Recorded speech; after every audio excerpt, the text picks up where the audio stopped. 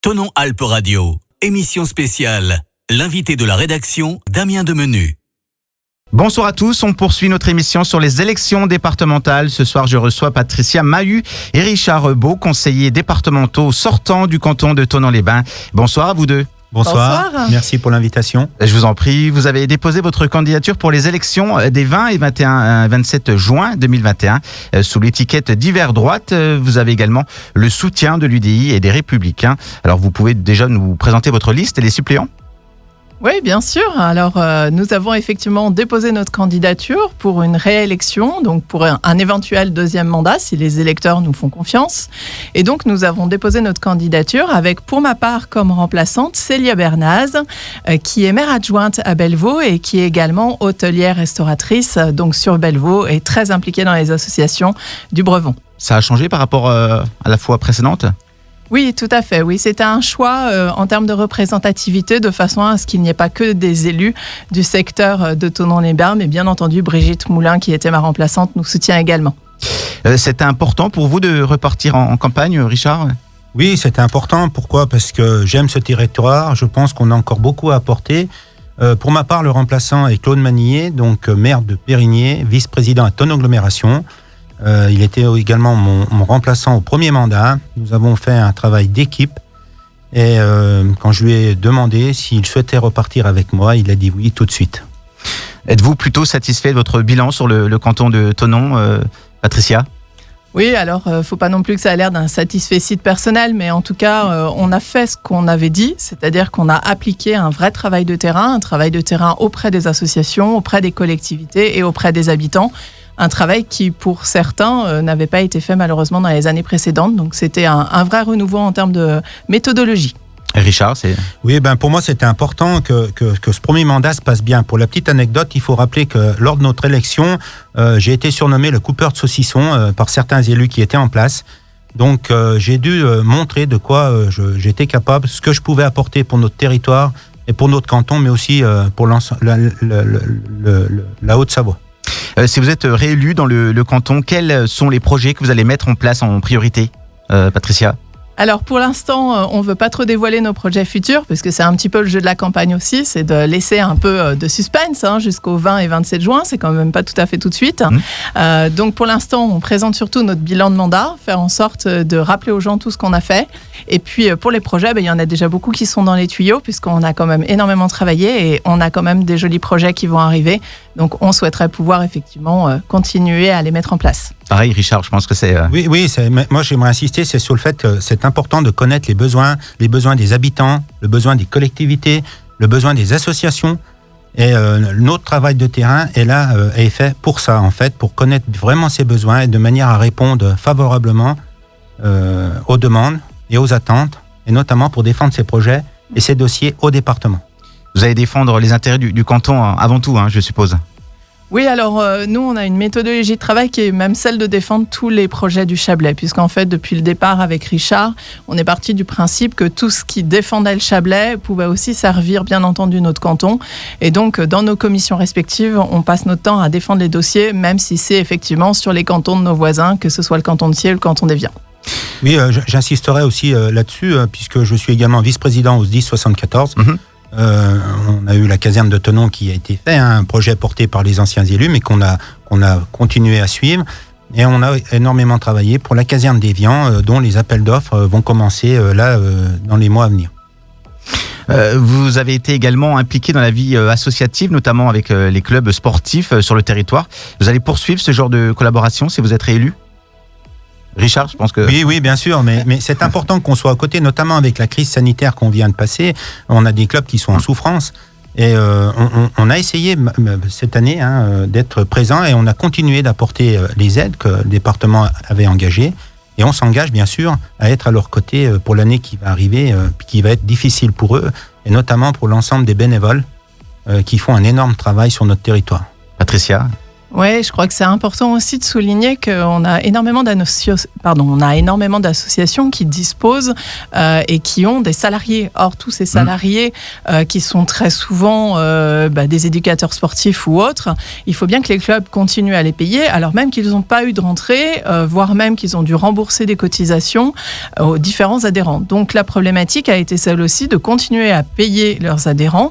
Donc, nous avons été à l'écoute dès le début d'année, en fait, là, pour le coup, pour faire en sorte justement d'attribuer les subventions très rapidement aux clubs qui étaient en difficulté, pour éviter aussi qu'ils retombent dans le travers de la France, qui est celui que quand il y a des élections, tout s'arrête.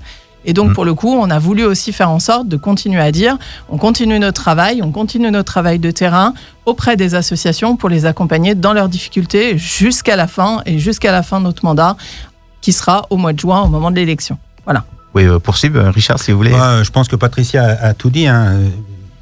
Notre action, elle est vraiment dans l'intérêt général, que ce soit pour les associations, je me répète, les collectivités et les habitants. Votre mandat se termine bientôt. Quels sont les projets dont vous êtes le plus fier pendant ces 6 ans? On parlait notamment de la caserne de pompiers sur Thonon et celle d'Évian. Oui, alors la caserne de pompiers sur Thonon, moi je n'ai fait que suivre le dossier qui était porté par les élus précédents, mais tout ce qui était travaux. Bon, il y a beaucoup de projets, mais c'est pas forcément des gros projets. Vous savez, quand les gens ou la population nous demandent quelque chose, c'est pas forcément lié aux compétences du département. Mais quand on arrive à leur donner une réponse, à leur apporter ou améliorer leur quotidien, c'est pour nous une grande satisfaction. Vous avez des retours, notamment quand vous vous baladez par exemple sur les marchés, des choses comme ça, on vous dit quoi exactement ? Ouais, alors je pense que ce qu'on nous dit le plus, en fait, c'est aussi d'être justement présent au quotidien. C'est-à-dire que les assemblées générales des associations, on y va, malgré le fait qu'on a quand même plus de 160 associations avec lesquelles on travaille. Donc on se déplace aux assemblées générales dès qu'on peut, on est présent, que ce soit l'un, que ce soit l'autre, suivant les thématiques et suivant effectivement les accroches qu'on peut avoir avec les différentes associations. On se répartit le travail sur le territoire. Et je pense que l'essentiel, c'est justement ça, c'est cette proximité. Et en fait, les gens savent qu'ils peuvent nous passer un coup de fil, qu'ils peuvent nous envoyer un mail, qu'ils peuvent nous envoyer un SMS, que de toute façon, au pire, la réponse interviendra dans les 24 heures, voire généralement dans l'heure qui suit, parce qu'on essaye d'être hyper réactif. Et je pense que c'est ça aussi qui est important, c'est que les gens sachent qu'ils ont des vrais élus qui sont sur le territoire et qui sont disponibles en permanence. Oui, ce qui est important à préciser aussi, c'est que partout où le département est venu, on s'est déplacé. Que ce soit pour les associations, pour les aides au CDAS, les contrats d'avenir de solidarité pour les collectivités, mais partout, on est allé voir où les subventions, où les aides du département allaient, et on est allé avec les gens qui étaient... Un vrai suivi, en fait. Ah oui, c'est un suivi, mais c'est aussi d'échanger avec les gens qui sont concernés. Et ça, je pense que c'est très important. Ouais, et je pense que c'est aussi important de rappeler que justement ces contrats d'avenir et de solidarité sur lesquels on a travaillé avec les collectivités, en fait, nous permettent d'accompagner les collectivités. Donc c'est vrai qu'en fait, notre bilan, il se fait aussi à travers les projets qui ont été menés par les communes ou par les intercommunalités.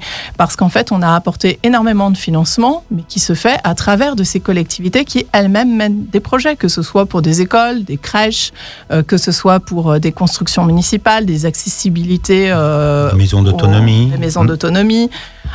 Tous ces projets-là, en fait, sont des vrais projets concrets sur lesquels on a pu accompagner les collectivités. Et je pense qu'en fait, tout ce travail d'accompagnement, les gens ne le perçoivent pas nécessairement, mais on a aussi travaillé dans un esprit de co-construction. C'est-à-dire que systématiquement, on a mis en place des réunions de travail avec l'ensemble des élus, donc les maires du canton, mais aussi les 2 présidents d'intercommunalité, et qui nous permettent d'échanger tous ensemble autour de la table sur les subventions, en fait, qui vont être justement attribuées sur les collectivités. Donc c'est un travail en transparence, en co-construction, et c'est vraiment pour permettre aussi que l'ensemble des maires réalisent les projets qui sont menés sur un territoire à un horizon de 1, 2 ou 3 ans, puisqu'on essaye aussi de travailler sur de la programmation sur plusieurs années et non pas simplement sur de l'aide purement ponctuelle et qui se fera un petit peu au fil de l'eau.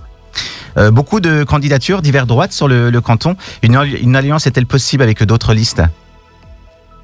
En fait, le mode d'élection des élections départementales ne permet pas vraiment de faire d'alliance. En fait, il n'y a pas de système comme au municipal éventuellement de regroupement après un premier tour. Donc ça n'existe pas au niveau des départementales.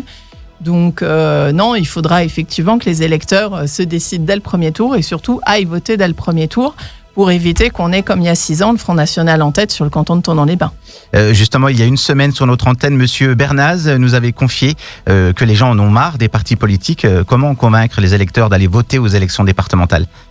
Mais aujourd'hui, on parle de partis politiques ou personnes d'un politique. Moi, je pense qu'il ne faut pas prendre les gens pour des imbéciles. On a entendu dans cette interview que certains étaient apolitiques, sauf que certains étaient quand même maire adjoint à Tournon-les-Bains, président du SIAC. On souhaitait être présent sur la liste à la région, on souhaitait être présent sur la liste sénatoriale. Donc aujourd'hui, qu'on soit président d'association, maire, élu dans une collectivité ou conseiller départemental, on fait de la politique. Donc, quels que soient les candidats, forcément, à un moment ou à un autre, on fait de la politique. Patricia ? Ouais, je pense qu'en plus, il ne faut pas confondre en fait la politique politicienne comme elle a pu être faite pendant ces 20-30 dernières années. Et là, je suis complètement d'accord, les gens en ont marre de cette politique politicienne. Et c'est justement par notre action qu'on a essayé de prouver en fait à nos habitants, aux gens qu'on côtoie, que non, justement, on peut faire de la politique, de la vraie politique, c'est-à-dire faire en sorte justement d'être au plus près des gens, de répondre à leurs besoins et de ne pas être dans ces considérations de politique politicienne, puisqu'en fait, nous, on a travaillé avec toutes les associations, on a travaillé avec tous les élus et on n'a pas tenu compte du tout des tendances politiques ou essayé de mettre, en tout cas, le maximum de rigueur dans la manière dont on a travaillé et de manière transversale avec l'ensemble des élus. J'ajouterais qu'on a vraiment travaillé dans l'intérêt général.